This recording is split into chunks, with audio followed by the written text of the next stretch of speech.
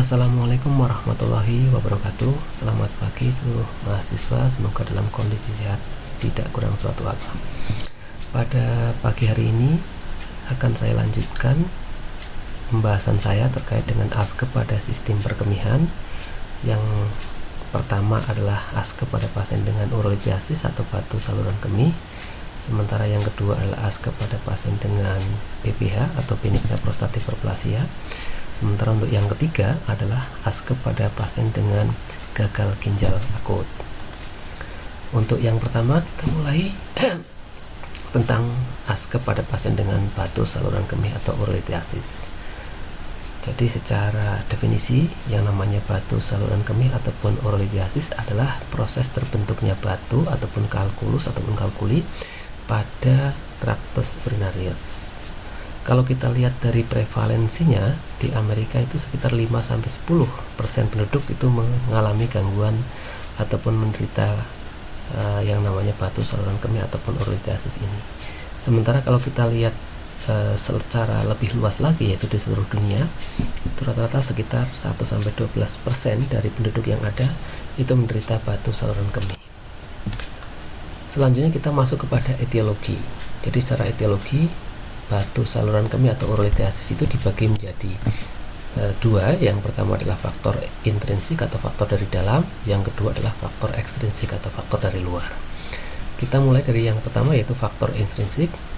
Dari faktor intrinsik yang kita bisa jelaskan, yang pertama itu adalah dari herediter ataupun dari keturunan.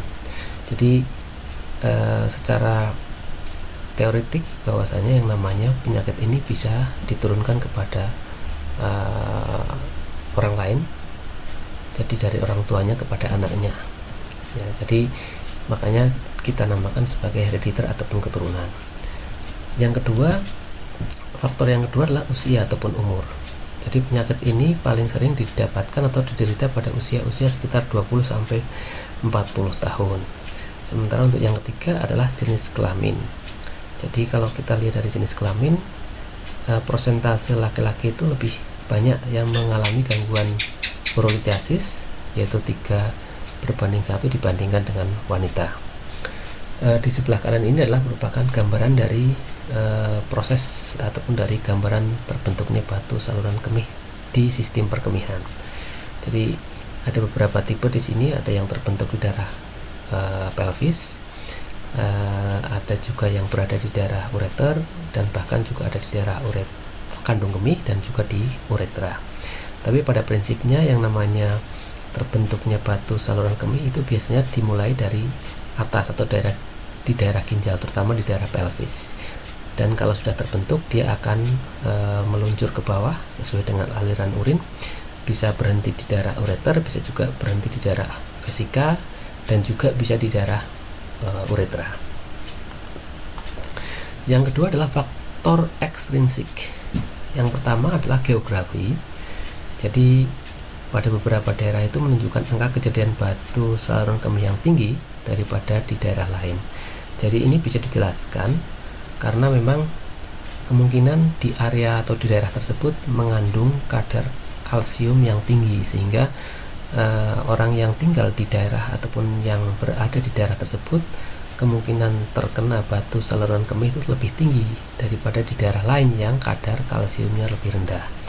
Jadi ini biasanya faktornya memang dia memang mengkonsumsi air ataupun sumber air yang ada di situ, ataupun tanaman yang tumbuh di situ yang memang secara kadar kalsiumnya tinggi, otomatis akan berpengaruh juga kepada kadar air yang dikonsumsinya. Terus yang kedua adalah faktor iklim dan temperatur. Ini juga termasuk dalam kategori faktor ekstrinsik.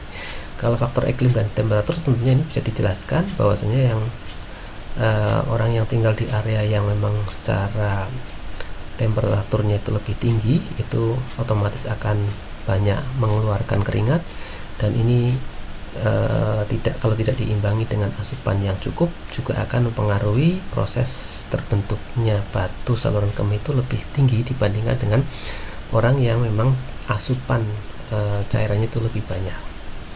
Ini juga akan berkaitan juga dengan yang ketiga, yaitu asupan air atau dehidrasi. Tentunya kalau orang yang cenderung membiarkan kondisinya itu mengalami kekurangan asupan ataupun asupan airnya itu kurang, ini juga akan potensial tinggi untuk terbentuknya batu saluran perkemihan.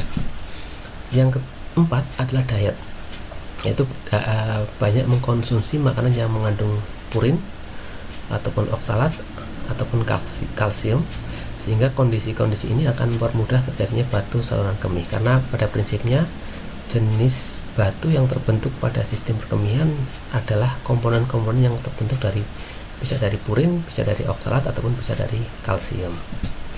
Terus yang keempat adalah pekerjaan dan gaya hidup kurang beraktivitas. Ini kaitannya dengan dengan olahraga. Jadi memang ada beberapa penelitian yang mengatakan bahwasanya kondisi aktivitas individu ataupun kondisi pergerakan individu akan memperkecil kemungkinan terbentuknya batu saluran kemih dibandingkan dengan orang-orang yang memang cenderung statis. Terus selanjutnya riwayat infeksi saluran kemih sebelumnya, dan yang terakhir adalah penggunaan kateter indwelling ataupun penggunaan kateter menetap dalam jangka waktu yang lama. Untuk yang riwayat infeksi ini bisa dijelaskan nanti bahwasanya yang namanya batu itu nanti bervariasi, ada batu jenis kalsium dan ada batu yang terbentuk dari komponen yang lain. Nah, kalau pasien yang mengalami riwayat infeksi saluran kemih, biasanya dia menderita batu jenis batu infeksi atau batu sturfit. Sementara kita masuk kepada teori terbentuknya batu saluran kemih. Yang pertama adalah teori nukleasi. Jadi batu terbentuk di dalam urin karena adanya inti batu ataupun sabuk batu ataupun nukleus di situ. Terus yang kedua adalah teori matriks, di mana matrik organik yang terdiri dari serum ataupun protein, yang terdiri juga dari albumin, globulin dan juga mukoprotein. Ini merupakan kerangka tempat diendapkannya kristal-kristal batu. Dan yang ketiga adalah penghambat kristalisasi. Jadi secara umum yang namanya urin yang normal itu mengandung zat penghambat kristal atau zat penghambat bertemunya komponen komponen organik tertentu, contohnya kalsium dengan yang lainnya, contohnya misalkan dengan oksalat di dalam sistem perkemihan. Itu dalam kondisi yang normal. Nah, kalau kondisi tersebut ataupun kondisi di mana jumlah penghambat kristalisasi di dalam sistem perkemihan itu rendah, otomatis akan mempermudah ataupun bergabungnya antara kalsium dengan komponen yang lainnya di dalam sistem perkemihan, dan ini akan mempercepat juga terbentuknya batu saluran kemih di sistem perkemihan. Itu yang namanya penghambat kristalisasi. Sementara selanjutnya kita masuk kepada komposisi batu. Jadi kalau kita lihat dari komposisi batu itu ada beberapa. Yang pertama adalah jenis batu kalsium, itu kurang lebih sekitar 70-80% dari seluruh batu saluran kemih. Faktor terjadinya batu kalsium itu bisa dijelaskan. Yang pertama bisa karena faktor hiperkalsiuria atau kalsium di dalam urin lebih besar atau rentang sekitar 250 sampai 300 mg per 24 jam.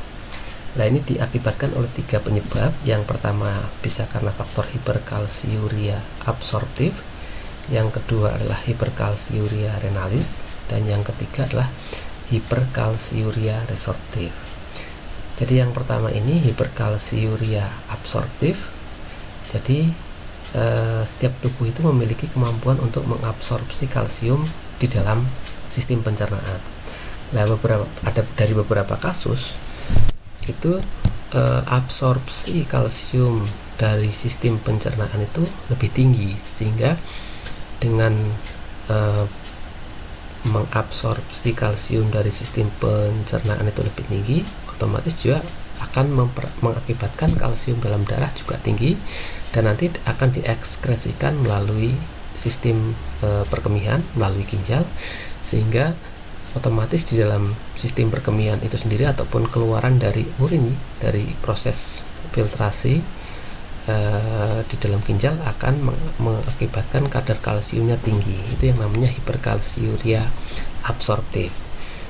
Terus yang kedua adalah hiperkalsiuria renalis. Kalau hiperkalsiuria renalis ini karena faktor di mana renal memang ginjal kita mengalami gangguan di dalam proses metabolisme kalsium di dalam tubuh, sehingga akan mengakibatkan kadar kalsium di dalam urin akan tinggi karena memang ginjalnya itu tidak maksimal ataupun mengalami kekurangan di dalam proses metabolisme kalsium. Itu yang kita kenal sebagai namanya hiperkalsiuria renalis. Yang ketiga adalah hiperkalsiuria resorptif. Hiperkalsiuria resorptif itu hampir mirip dengan yang hiperkalsiuria absorptif, tapi kalau hiperkalsiuria absorptif ini memang kondisi tubuh kita itu cenderung untuk mengambil kalsium dari tulang misalkan, sehingga dia ambil kalsiumnya dan dikeluarkan melalui sistem perkemihan. Kondisi ini juga akan mengakibatkan kadar kalsium di dalam darahnya itu tinggi karena memang tubuh tersebut akan mengambil kalsium di dalam tulang itu sendiri, dan ini memang efeknya akan berakibat kepada osteoporosis pada pasien tersebut. Biasanya kondisi-kondisi terkait dengan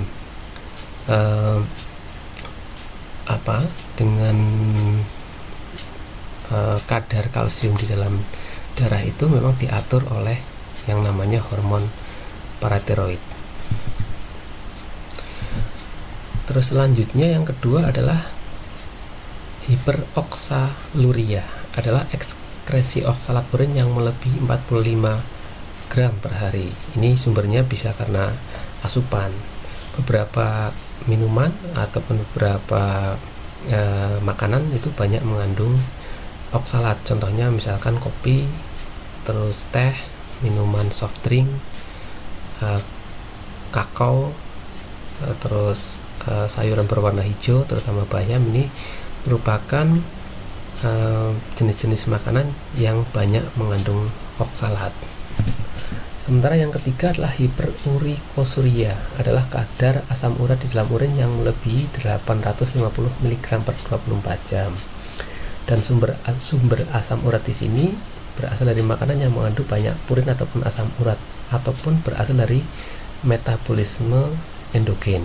Ya, jadi ini adalah merupakan sumber dari hiperurikosuria. Sementara yang keempat adalah hipositraturia. Jadi ini mengakibatkan kondisi di mana kadar sitrat di dalam ginjal itu menurun.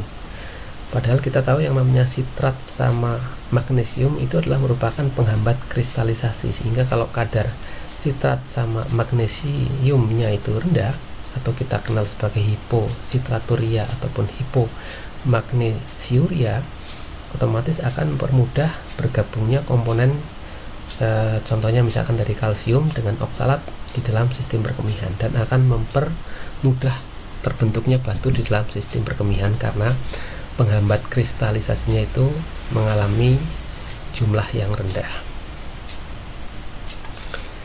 Selanjutnya yang kedua adalah jenis batu struvit ataupun batu infeksi. Jadi untuk batu struvit ataupun batu infeksi ini adalah suatu proses terbentuknya urolithiasis ataupun batu saluran kemih karena memang diawali oleh adanya ISK sebelumnya. Ya, biasanya kuman tersebut akan memecah amoniak menjadi urea, dan proses terbentuknya itu dinamakan batu infeksi ataupun batu struvit karena memang terbentuknya batu itu setelah adanya ISK ataupun infeksi saluran kemih. Batu struvit ini juga kita kenal sebagai magnesium amonium fosfat ataupun MAP. Sementara yang ketiga adalah batu urat ataupun batu asam urat. Ini merupakan 5-10% dari seluruh batu saluran kemih. Penyebab dari terbentuknya batu asam urat adalah yang pertama karena urin yang terlampau asam atau pH-nya kurang dari 6. Yang kedua adalah volume urin yang jumlahnya sedikit atau kurang dari 2 liter per hari atau dehidrasi. Atau bisa juga karena faktor hiperurikosuria. Jadi itu adalah beberapa teori terbentuknya batu di dalam sistem perkemihan. Untuk lebih jelasnya nanti Saudara bisa lihat di visualisasi yang saya upload di Google Classroom ini. Sementara kita masuk kepada manifestasi klinis pada urolithiasis ataupun batu saluran kemih. Jadi pada prinsipnya batu saluran kemih itu meliputi seluruh sistem perkemihan. Bisa itu di daerah ginjal, bisa itu di daerah ureter, bisa itu di daerah kandung kemih, ataupun bisa juga di daerah uretra. Nah, di sini kita bisa lihat manifestasi di masing-masing area. Contohnya misalkan batu saluran kemih di daerah ginjal. Ini biasanya seringnya adalah asimptomatik atau tidak terdeteksi ataupun tidak terasa, sehingga pasien kadang-kadang tidak merasakan bahwasanya pasien mengalami gangguan berupa urolithiasis. Terus yang kedua, kalau sudah membesar dan sudah melampaui dari ukuran tempatnya, misalkan di daerah pelvis sudah melebihi dari ukuran pelvis, itu akan membuat sensasi nyeri, terutama nyeri di daerah panggul ya, yang hebat. Dan ini juga diikuti juga oleh yang namanya hematuria mikroskopis. Jadi hematuria yang tidak kasat mata, tidak kelihatan oleh mata. Tapi kalau kita cek di laboratorium dengan menggunakan mikroskop, akan ada komponen eritrosit di situ, sehingga itu kita namakan sebagai hematuria mikroskopis. Terus selanjutnya ada manifestasi ISK. Manifestasi ISK ya meliputi bisa sistemik, bisa lokal. Kalau sistemik ya bisa ada peningkatan suhu tubuh, terus menggigil, demam, dan sebagainya. Sementara untuk lokal ya jelas tadi ada manifestasi, selain dia itu nyeri, juga ada gangguan ketika berkemih, bisa mengalami nyeri ketika berkemih ya. Jadi ataupun nyeri di area panggul ketika kita lakukan pemeriksaan. Itu batu ginjal atau batu di daerah pelvis ginjal. Sementara yang kedua adalah batu ureter.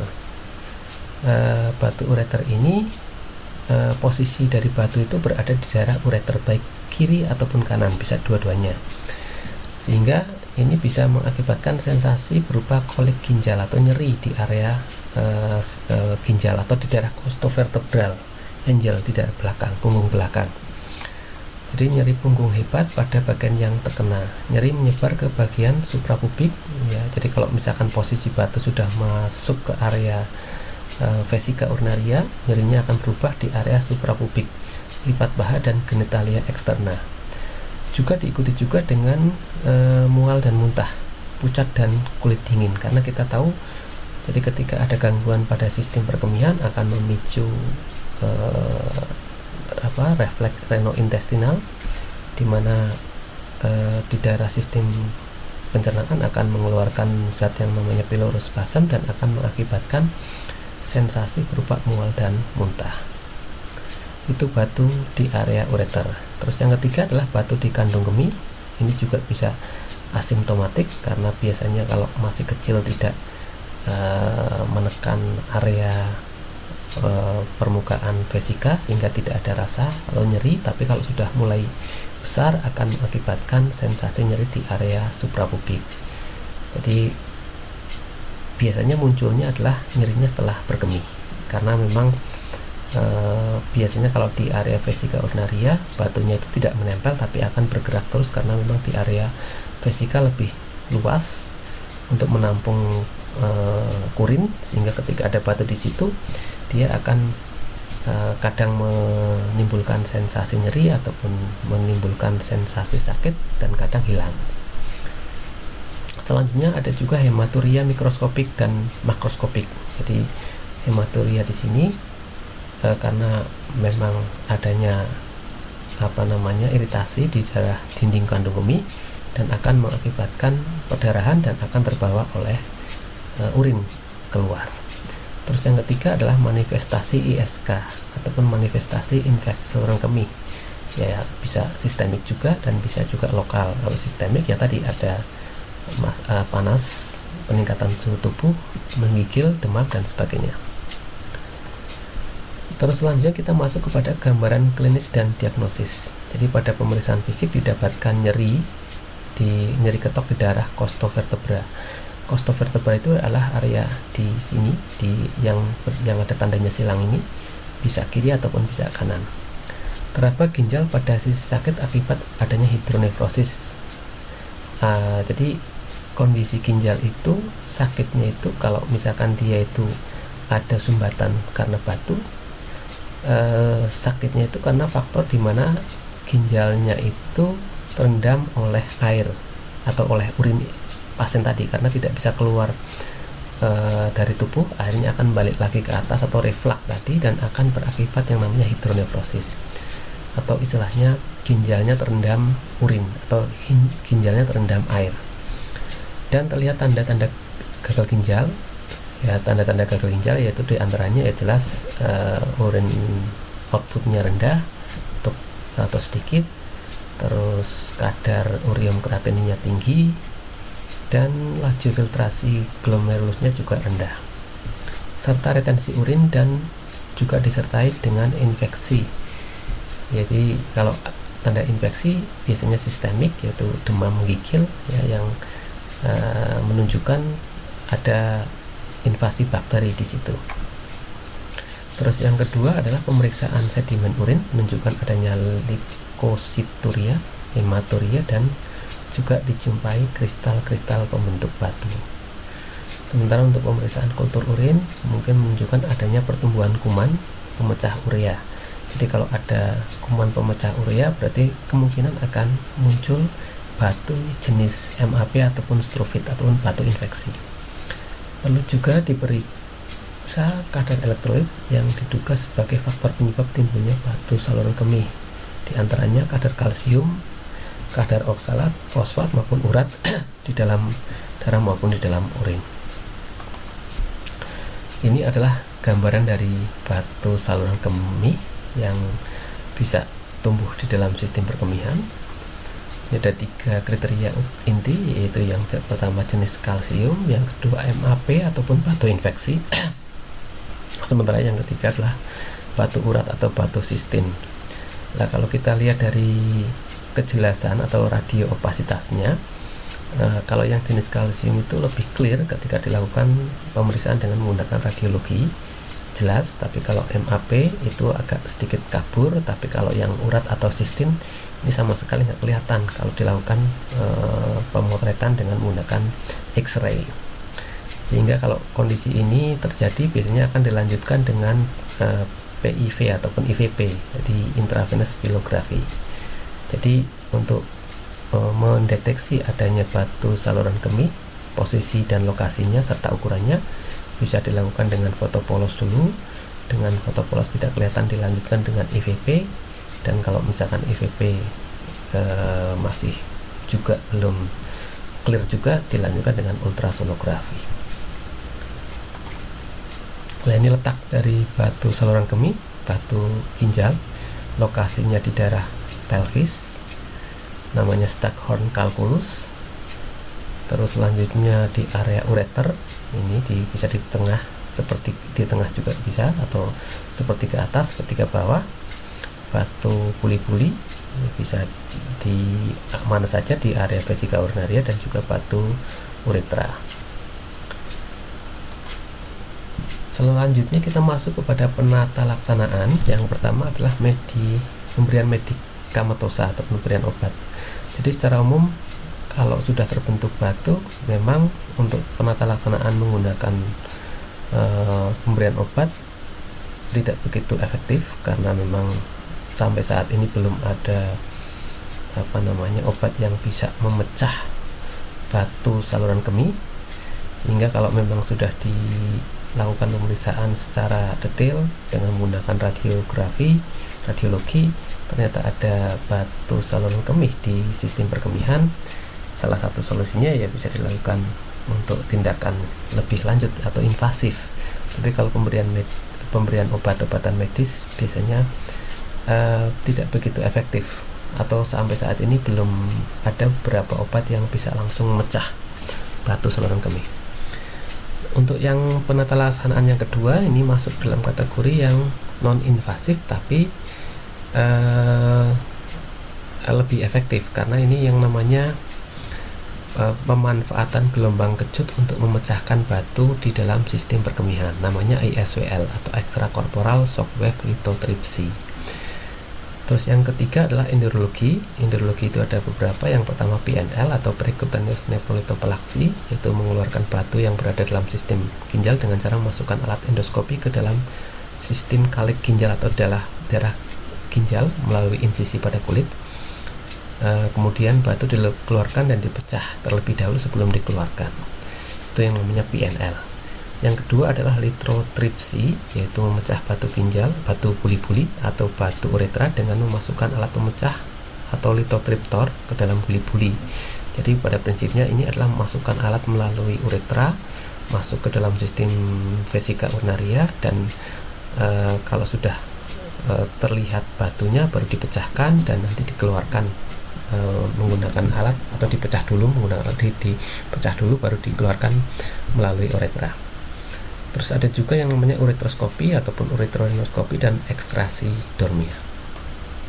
Ini gambarannya, ini SWL, ini PNL ataupun ekstrasi dormia.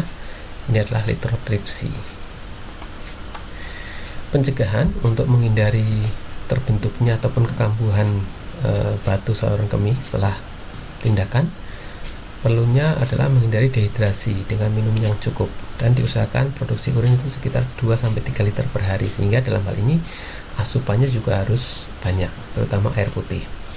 Terus yang kedua adalah diet untuk mengurangi kadar-kadar zat komponen pembentuk batu, ya. Terus yang ketiga adalah aktivitas harian yang cukup, dan kalau yang keempat ini adalah medikamentosa atau pemberian obat, tapi ini juga optional kalau memang istilahnya yang paling inti adalah yang 3 di atas. Jadi yang pertama asupan, diet, sama aktivitas. Sementara untuk diet yang dianjurkan untuk mengurangi kekambuhan, yaitu yang pertama rendah protein, karena protein akan memacu ekskresi kalsium urin dan menyebabkan suasana urin menjadi lebih asam. Terus yang kedua rendah oksalat, rendah garam, karena natriuresis akan memacu timbulnya hiperkalsiuria. Terus rendah purin, rendah kalsium, tidak dianjurkan kecuali pada hiperkalsiuria absorptif tipe 2. Ini adalah tindakan ataupun terapi untuk pencegahan timbulnya kembali batu saluran kemih dari jenis batu yang ada. Yang pertama kalsium, yang kedua MAP ataupun infeksi ataupun strofit, yang ketiga adalah urat. Ini adalah faktor penyebabnya. Yang ini jenis tindakannya, yang untuk medikamentosanya. Terus yang ketiga mekanismenya. Terus ini adalah beberapa tindakan yang bisa saya visualisasikan. Ini ada nephrolithotomy, ini ada pilolithotomy. Terus ini adalah nephroscope removal. Jadi ini adalah gambaran-gambaran tindakan-tindakan invasif untuk mengeluarkan batu saluran kemih. Terus ini yang namanya ESWL ataupun extracorporeal shockwave lithotripsy. Ini termasuk dalam tindakan yang non-invasif karena tidak ada pembedahan, tapi dia hanya menggunakan gelombang kejut dari luar untuk menghancurkan batu dalam sistem perkemihan, dan kalau sudah hancur akan dikeluarkan bersama dengan urin, sehingga dalam hal ini tidak ada tindakan pembedahan ataupun tidak ada tindakan yang memasukkan alat ke dalam sistem ginjal, hanya menggunakan ataupun memanfaatkan gelombang kejut untuk memecah batu. Selanjutnya kita masuk kepada askep batu saluran kemih atau urolithiasis. Kita masuk ke pengkajiannya, riwayat kesehatannya dari keluhan nyeri panggul, nyeri punggung ataupun abdomen yang melebar ataupun yang menjalar, ya, karakteristiknya dan juga waktunya. Terus faktor yang memperburuk ataupun yang meredakan, serta gejala-gejala lain yang mengikutinya, misalkan mual dan muntah, serta riwayat batu ginjal sebelumnya. Itu riwayat kesehatan. Sementara yang kedua adalah pemeriksaan fisik. Bisa kita masukkan ke penampilan umum, tanda vital, warna kulit, suhu, kelembapan, turgor, nyeri tekan di area abdomen ataupun panggul atau di daerah costovertebral, terus jumlah, warna, dan karakteristik urin yang dikeluarkan.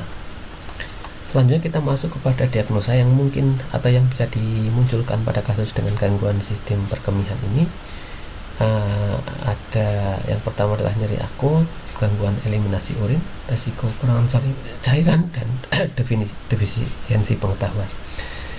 Demikian tadi untuk askep urolitiasis.